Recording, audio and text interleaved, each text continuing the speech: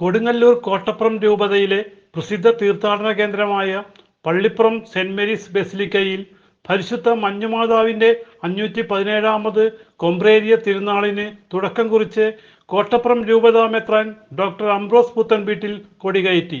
മധ്യസ്ഥയായ മഞ്ഞുമാതാവിന്റെ തിരുനാൾ ആഘോഷത്തിന് ആരംഭം കുറിച്ചുകൊണ്ട് കൊടിയുയർത്തുന്ന നമുക്ക് ഈ തിരുനാളിന്റെ സുഗമമായ പൂർത്തീകരണത്തിന് വേണ്ടിയും ഈ തിരുനാളിന് നേതൃത്വം നൽകുന്ന വിനോദിയ ക്രിസ്ത്യാനിമാർക്കും കുടുംബങ്ങൾക്കും വേണ്ടിയും ഈ തിരുനാളിൽ സംബന്ധിക്കുന്ന എല്ലാവർക്കും വേണ്ടിയും സർവശക്തനായ ദൈവത്തോട് പ്രാർത്ഥിക്കാം.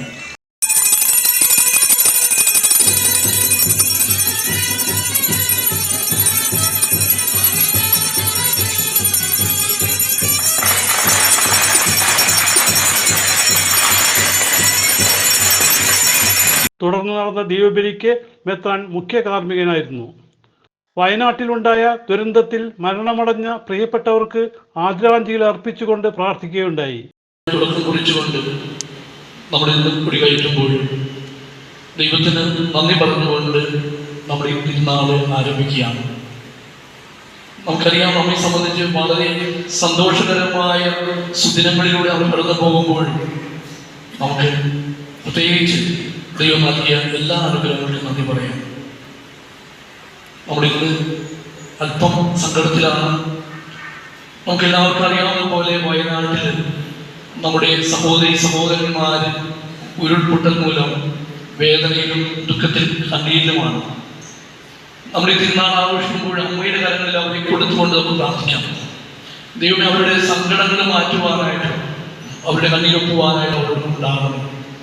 പരിശുദ്ധ അമ്മയുടെ സംരക്ഷണത്താണ് ആ മക്കളെ കാത്തുകൊള്ളണമേ എന്ന് ഇന്നത്തെ ദിവസം പ്രാർത്ഥിക്കാം.